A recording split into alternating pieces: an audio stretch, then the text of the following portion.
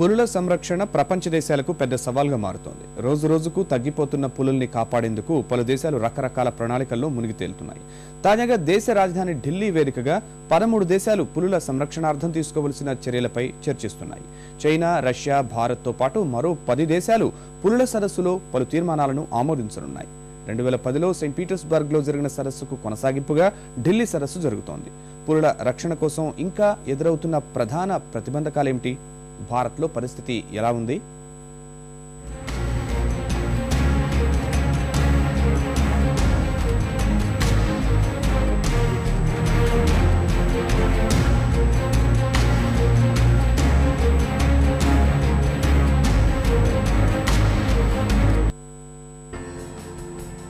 ప్రపంచవ్యాప్తంగా పులులకు ఎన్నో గండాలు ఎదురవుతున్నాయి. సహజావరణం నాశనమవుతుండడం, వేటగాళ్ల ముప్పు, కట్టుదిట్టమైన చర్యలు తీసుకోవడంలో వైఫల్యం ఇవన్నీ సమస్యను పెంచి పోషిస్తున్నాయి. ఈ ప్రతిబంధకాలను అధిగమించేందుకు అనుసరించాల్సిన వ్యూహంపై 13 దేశాలు ఢిల్లీ వేదికగా సమావేశమయ్యాయి. ఇందులో పులి, చిరుత సంరక్షణ కోసం చేపట్టాల్సిన చర్యలపై భారత్, రష్యా ప్రత్యేకంగా ఒక సంయుక్త తీర్మానాన్ని ఆమోదించనున్నాయి. వేటగాళ్ల బారి నుంచి, సహజావరణం నాశనమవడం నుంచి పులుల సంరక్షణ కోసం కొత్త పద్ధతుల్ని అవలంబించాలని సదస్సు తీర్మానం చేసే అవకాశం ఉంది.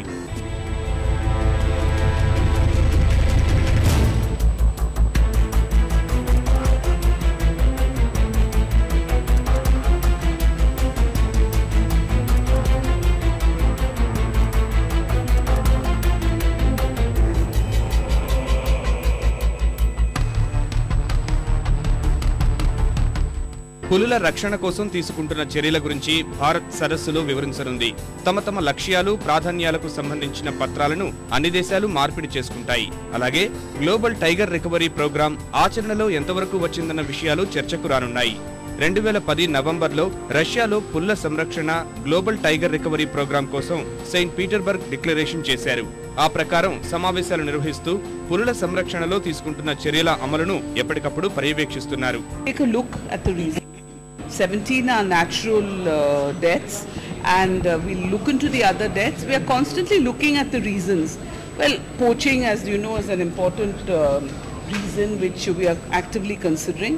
The other reasons, if it's man-animal conflict, we'll have to take away already addressing those causes.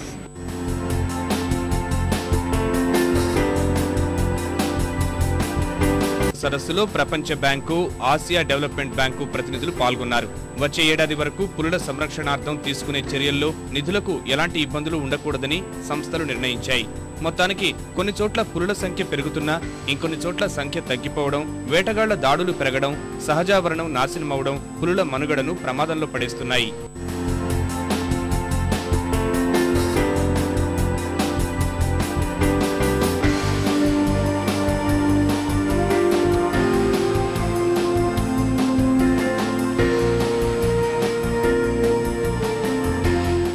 దేశవ్యాప్తంగా పులుల సంరక్షణలో మధ్యప్రదేశ్ మంచి ఫలితాలు సాధిస్తోంది. దేశంలో మొత్తం 17 రాష్ట్రాల్లో 33,472 చదరపు కిలోమీటర్ల పరిధిని పులుల కీలక స్థావరాలుగా గుర్తించారు. టైగర్ జోన్లను మరింతగా విస్తృతపరుస్తున్నారు. మన రాష్ట్రంలోనూ పులుల సంఖ్య పెరుగుతున్నట్లు ప్రాథమిక గణన ద్వారా తెలుస్తోంది. నాగార్జున సాగర్, శ్రీశైలం టైగర్ రిజర్వులో 78 పులులున్నట్లు వెల్లడైంది. మే 1న ప్రారంభమైన పులుల గణన రాష్ట్ర వ్యాప్తంగా కొనసాగుతోంది. పులుల సంఖ్యను కెమెరాలతో తెలుసుకుంటున్నారు.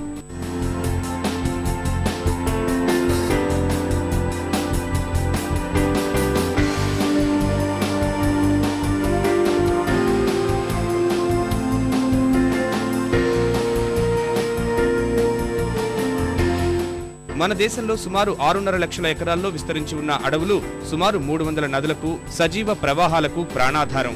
అడవులే లేకపోతే అవన్నీ ఎండిపోవడం ఖాయం. అది అడవుల ప్రాధాన్యత. కొంతకాలం క్రితం కేంద్రం గణించిన లెక్కల ప్రకారం దేశంలోని అడవుల నుంచి ఒకే ఏడాదిలో సుమారు 40,000 కోట్ల ఆదాయం లభించింది. అవి కాక మన దేశంలోని గనుల్లో 35 వంతు అడవుల్లోనే ఉన్నాయి. వాటి నుంచి వచ్చే ఆదాయాన్ని కూడా లెక్కిస్తే అటవీ ఆదాయం 75,000 కోట్ల పైమాటే. పులులని రక్షించడం అంటే ఈ అటవీ ఆదాయాన్ని, మన మంచినీటి వనరులను పరిరక్షించుకోవడమే. అందుకే పులుల సంరక్షణకు ప్రపంచ దేశాలు అంత ప్రాధాన్యమిస్తున్నాయి.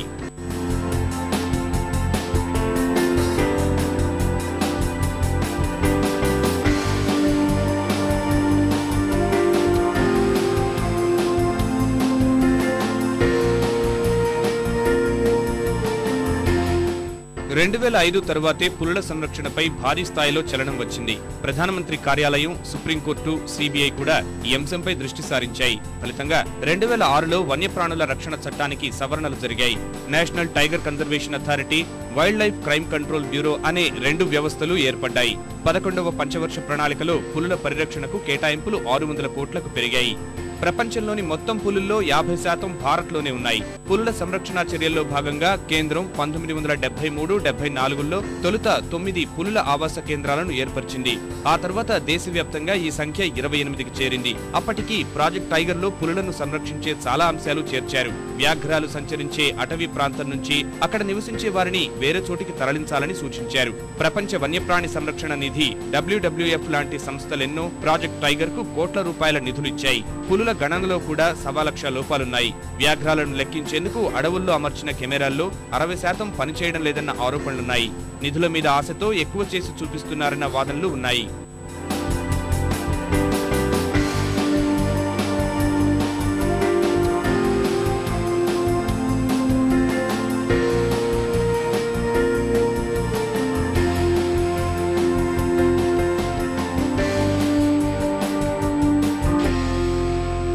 దేశానికే గర్వకారణమైన రాయల్ బెంగాల్ టైగర్ పరిస్థితి మరీ ఘోరంగా ఉంది.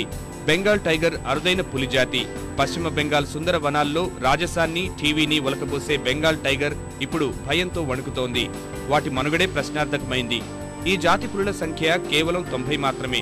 ఈ తగ్గుదలకు కారణం తరిగిపోతున్న అడవులు, పర్యావరణ కాలుష్యం, స్మగ్లర్ల బెడద. వీటి వల్ల దశాబ్ద కాలం నుంచి ఈ జాతి అంతరించిపోతూ వస్తోంది. పులుల వేటలను అరికట్టడానికి ఎన్నో వ్యూహాలు, గార్డుల సంఖ్యని, వారి ఆయుధాల శక్తిని పెంచాలని ఎన్నో పథకాలు బోర్డు రూముల్లో రూపొందిద్దుకుంటుంటాయి. నిజానికి వేల హెక్టార్ల విస్తీర్ణంలో ఉండే అడవులను కాపలా కాయడం ఆర్థికంగా మహాభారం మాత్రమే కాదు, వాస్తవికంగా చూస్తే అసాధ్యం కూడా. ఎన్ని చేస్తున్నా మన జాతీయ జంతువుకు రక్షణ మాత్రం కరవే అవుతోంది.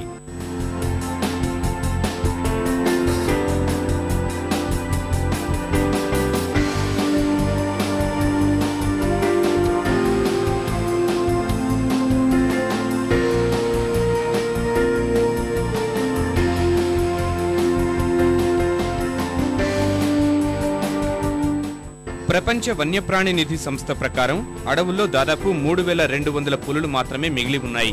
ఉన్న కొన్నింటిని జాగ్రత్తగా కాపాడుకోకపోతే 2022 కల్లా మొత్తం ప్రమాదం అంచుల్లోకి వెళ్లిపోతాయన్నది వారి విశ్లేషణ.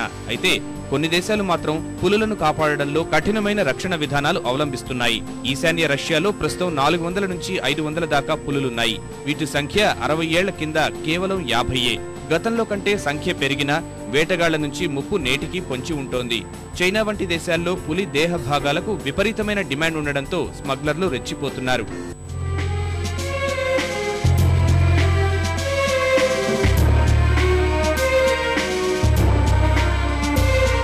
అంతర్జాతీయ పులి సదస్సు రష్యాలో 2010 నవంబర్లో జరిగింది. 2022 కల్లా ఇప్పుడున్న పులుల సంఖ్యను రెట్టింపు చేయడమే ఆ సదస్సులో మొదటి తీర్మానం. రష్యా ఆతిథ్యమిచ్చిన నాటి సదస్సు వన్యప్రాణి సంరక్షకుల్లో కొత్త ఉత్తేజాన్నిచ్చింది. శతాబ్దం కిందట 1,00,000 పులులుంటే అవి కాస్త ప్రస్తుతం 3,200కు తగ్గిపోయాయి. పులుల సంరక్షణ కోసం 13 దేశాలు ఒక్కతాటిపై నిలిచి సమావేశమవడం ఆశావహ పరిణామం. ఆ సమావేశానికి కొనసాగింపుగా మన దేశ రాజధానిలో తాజాగా 13 దేశాలు సదస్సుకు హాజరయ్యాయి.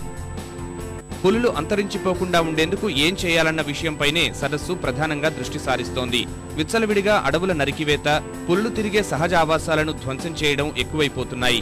చైనాలో సంప్రదాయ మందుల తయారీ కోసం మంచి డిమాండ్ ఉండడంతో వేటగాళ్లు పులుల్ని పొట్టన పెట్టుకుంటున్నారు. పులి జనాభా ఉన్న దేశాలు Bangladesh, Bhutan, Cambodia, China, Bharat, Indonesia, Laos, Malaysia, Myanmar, Nepal, Thailand, Vietnam, రష్యాలు 2022 కల్లా పులి జనాభాను రెట్టింపు చేసేందుకు కృషి చేయాలని తీర్మానించుకున్నాయి. పులి సంరక్షణ కేంద్రాలను మరింత కట్టుదిట్టంగా నిర్వహించడం, వేటగాళ్లపై కఠిన చర్యలు తీసుకోవడం వంటి విషయాలపై ఢిల్లీ సదస్సులో చర్చిస్తారు. రక్షణ పథకాలు అమలు జరుగుతున్న తీరుపైన దృష్టి సారిస్తున్నారు. స్థానికుల భాగస్వామ్యాన్ని పెంచడం ద్వారా వ్యాఘ్రాలను కాపాడుకోవడం, పులి సంరక్షణ పర్యావరణానికి అత్యవసరమన్న విషయాన్ని జనంలోకి తీసుకెళ్లేందుకు కసరత్తులు చేస్తున్నారు. గ్లోబల్ టైగర్ రికవరీ ప్రోగ్రాం అంచనా ప్రకారం 12 ఏళ్ల పథకంలో భాగంగా దేశాలకు మొదటి 5 ఏళ్లకు గాను $350 మిలియన్ అవసరం ఉంది. ఇందులో 30% నిధులు కేవలం వేటగాళ్ల ఆట కట్టించడానికే అవసరమవుతుంది. అంటే వేట తీవ్రత ఏ స్థాయిలో ఉందో అర్థమవుతుంది. పులి ఉపజాతులు బాలి, జవన్, కాస్పైన్ ఈ మూడు గత 70 ఏళ్లలో అంతరించిపోయాయి. ఒకవైపు పులులను కాపాడాలన్న నినాదం బలపడుతున్నా వాటి ఆవాసాలు, సంరక్షణ కేంద్రాల ధ్వంసం కొనసాగుతూనే ఉండడం కలవరపాటుకు గురిచేసే అంశం. గత దశాబ్దంలో 40% ఆవాసాలు కనుమరుగయ్యాయి. పశ్చిమ బెంగాల్లో 3700 చదరపు మైళ్ల విస్తీర్ణంలో ఉన్న మడ అడవులు రాయల్ బెంగాల్ టైగర్స్ కి పెట్టని కోట ఒకప్పుడు. కానీ రాను రాను పరిస్థితి మారుతోంది. 2010లో సెయింట్ పీటర్స్బర్గ్ లో తీర్మానించుకున్న లక్ష్యాలను తాజా సదస్సులో బేరీజు వేసుకునే పనిలో పడ్డారు. రక్షణ చర్యల పర్యవేక్షణ, అమలు ఏ స్థాయిలో ఉన్నాయో, అవి పులుల జీవనానికి ఏ మేర ఉపయోగపడ్డాయో అంచనా వేస్తున్నారు. వ్యాఘ్రాల సంరక్షణ కోసం ప్రతిబంధకాలను ఎదుర్కొనేందుకు కొత్త పద్ధతుల్ని అవలంబించాలన్న నిర్ణయానికి వచ్చారు. 13 దేశాల ఆధ్వర్యంలో ఒక గొప్ప ముందడుగైతే పడింది. తీర్మానాలను చిత్తశుద్ధితో అమలు చేయడమే మిగిలిందిప్పుడు.